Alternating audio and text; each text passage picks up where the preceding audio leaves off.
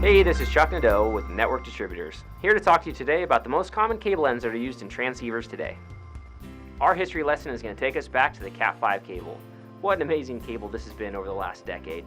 This was used to build out the infrastructure throughout buildings across the world. With the Cat5 cabling laying the foundation throughout a building, all roads lead back to the network equipment closet. This is when we had fixed ports in a switch and all of the Cat5 cable would be plugged into the switch.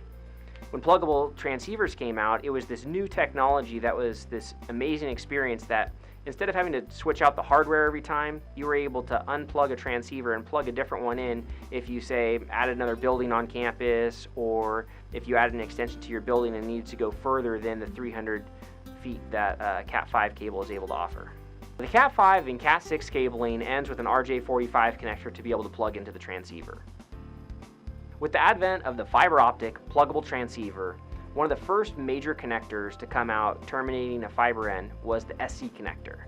The SC connector is a larger square-bodied connector that is used to plug into a larger form factor. In the 1 gig space, that's a GBIC module.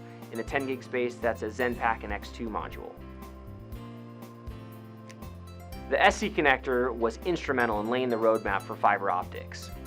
As bandwidth requirements increased, the idea of port density became a huge topic. We needed to be able to put more bandwidth through in a given square footage size. So as we looked at port density, we needed to be able to fit more fiber optic transceivers per square inch. So that's when manufacturers started looking at trying to make form factors that were smaller than its predecessor. So for example, in the 1 gig space, we went from GBIC modules to SFP modules. With the form factor size shrinking, we also needed to shrink the size of the connector, which is when the LC connector was born. The LC connector was a huge step forward because it was about half the size of an SC connector. With the LC connector size shrinking, we were able to over double the port density of a given switch. The MTP MPO connector is the latest, greatest connector to come on the market. There are two different acronyms because MTP is a registered and trademarked technology on an MPO connector. MPO is the industry standard for this type of connector, and MPO is the connector that we used on all of our MPO fiber patch cables.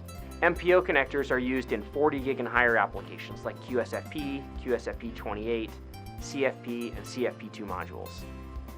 If you have any further questions about cable end types or anything else about fiber optic transceivers or cables, give us a call at the number below.